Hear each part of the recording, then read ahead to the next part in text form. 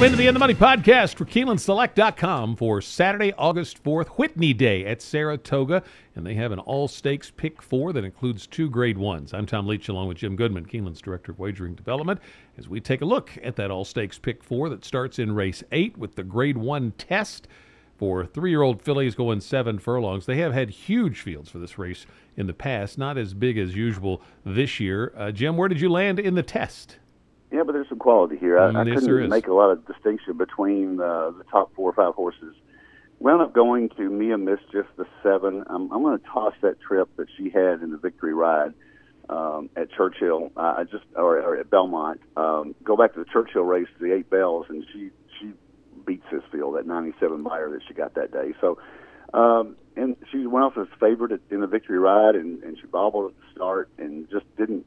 She got the lead, but she didn't have any gas left. And I'm just going to rack that up to a bad trip, and I'm going to give her another shot here at Saratoga. Classy Act, the 4, also exits the victory ride after a tough beat. The 8-horse Minute to Stardom is an intriguing horse for me for Al Stahl. The horse has only raced 3 times, but she got a 92 buyer and an optional 75,000 at Churchill back in May. It came from the outside and just blew away. So she's 3 for 3. She hasn't done anything wrong. So I think she might be a shot at the price. Ultra Moon, the 3, would benefit from a duel up front.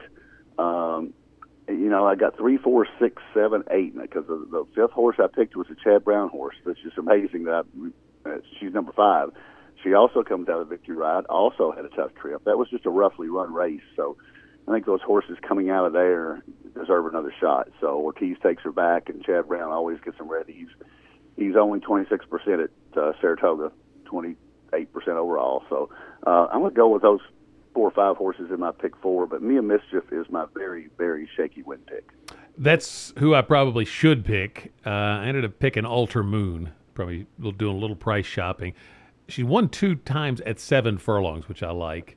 And obviously the Chad Brown angle, and he picks up this horse for Peter Brandt, and they teamed up with a horse called Pacific Wind, and their first start as a owner-trainer combo with that one back at the spring meet at Keeneland was fantastic, and she followed it up with another stakes win in New York. So this is that combination again for Alter Moon. So I'm going to try that one. Mia Mischief certainly is the one to beat.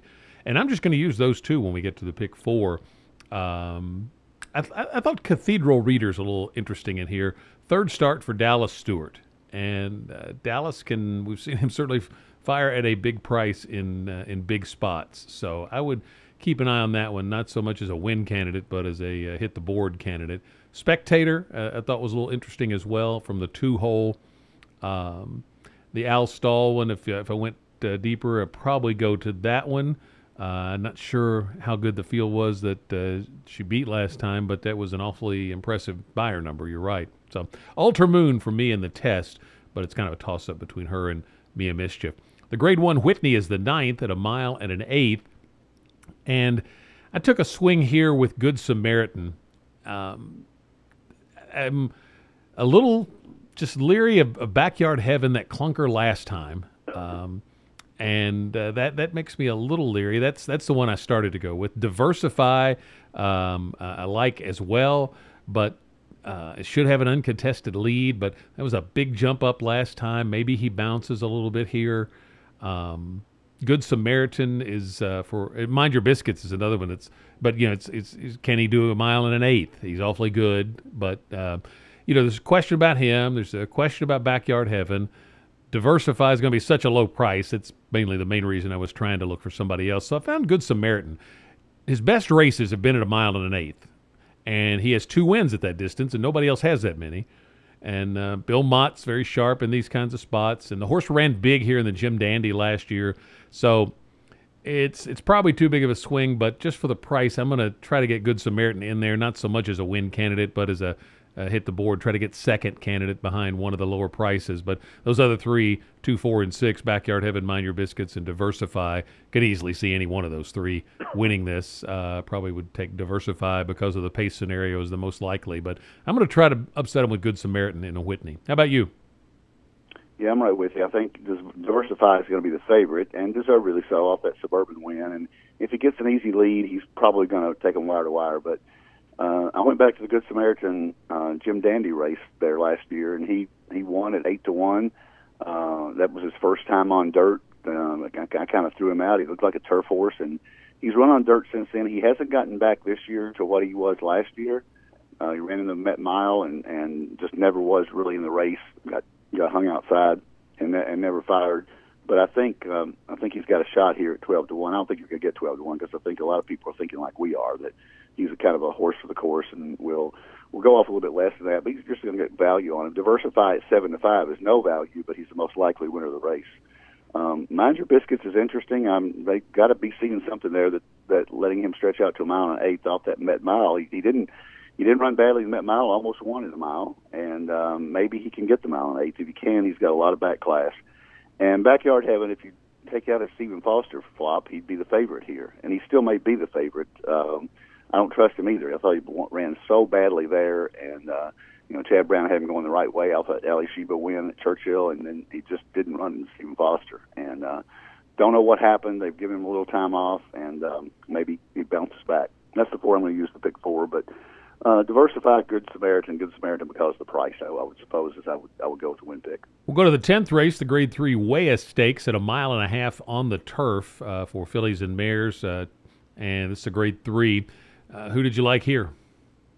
I like Santa Monica here, the 5-horse. Followed up a third in the Sheepshead Bay with a convincing win in the Grade 2 Dance Smartly at Woodbine. Distance is no problem. Ortiz and Chad Brown. I think Santa Monica is a deserving favorite here. I like the buyer progression. Her 3 races over here are 88, 93, 100. So I think everything points to her, but she's 2-1 morning line. I think Lottie, who ran second in the Sheepshead Bay, the 8-horse, at the champ Holy Helena. It's no disgrace to run second to the Canadian champ. Graham Motion and Edgar Prado is a good buyer progression. So a lot of reasons to like Lottie. Mom's on Strike, the Bewitched winner from Keeneland, in career form right now. So the 2-horse has a shot. And Homeland Security, the other Chad Brown, lightly raced and lots of upside. So that's the 4 I'm going with. The Santa Monica, the 5, is my win pick. I took the other Chad Brown, Homeland Security. Best buyer. Her best buyer came in the first start off a short layoff, so I thought that angle was intriguing. This horse ran well here last year, too. Santa Monica was my second choice. Mom's on Strike. Looks like she's taken her game to another level. She ran a really good race, comparable number to her effort in the race in the big win at Keeneland over Daddy's Little Darling. So she certainly legitimized that effort. Lottie for Graham Motion. He's always dangerous in these marathons. I think you got to pay attention to that one. Jimmy Toner's got Violet Blue, which could be interesting at a price, depending on how deep you want to go in the multi-race wagers. But for my win pick in this race, I'm going to go to Homeland Security. And to the 11th race, the Lure, at 1 mile and 16th on the turf. I took another Chad Brown. Shock. Ticonderoga. I'm going to try to beat Voodoo Song, but he's very tough too. But Ticonderoga ran well in the only race at Saratoga and is in career best form, and that's the main thing I like to try to knock off Voodoo Song. Mr. Cub is in career best form too, and the Ian Wilkes horses have not run bad at Saratoga, so I would include that one. If you want to go deeper, Zenor has run well at Saratoga before. That's always a positive angle. Conquest Panthera, a little intriguing as well. But Ticonderoga is going to be my win pick in the Lure. Who do you like in the Lure? I like the one you're trying to beat. I think Voodoo Song is a single here. I think any horse that's 4 for 4 at Saratoga, trained by Linda Rice, backed up of the poker 100 buyer with a 102 buyer in the Forbidden Apple at Belmont. So I think he's right on top of his game right now, and Linda Rice has done well at Saratoga in the past. So I'm going to single Voodoo Song here in the pick 4. I would use, in a trifecta, I would use Inspector Lindley, the 9-horse for Shug McGahee. I would use Ticonderoga, your horse, for Chad Brown underneath, and probably Zenor, the other horse that you mentioned.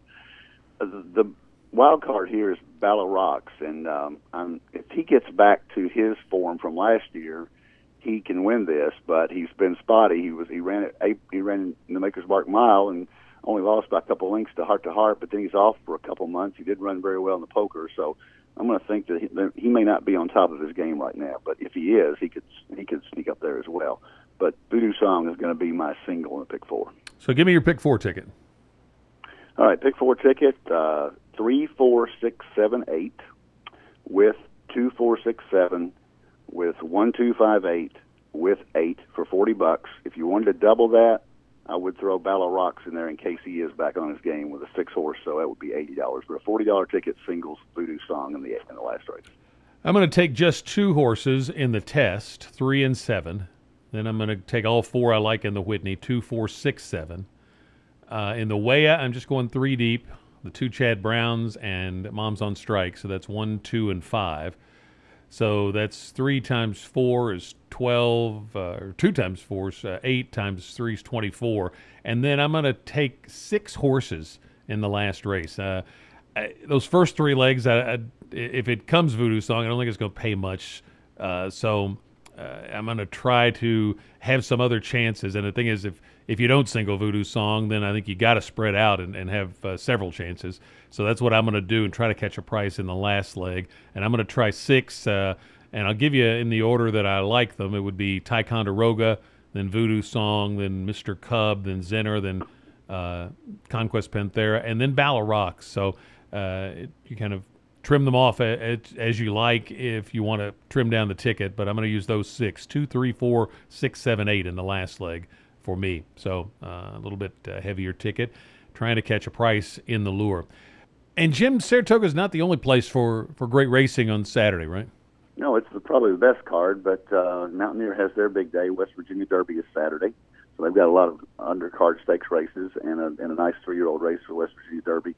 Del Mar has the Yellow Ribbon, Grade 2, and then on Sunday, Ellis Park is doing something a little unique. They're doing a preview day for Kentucky Downs.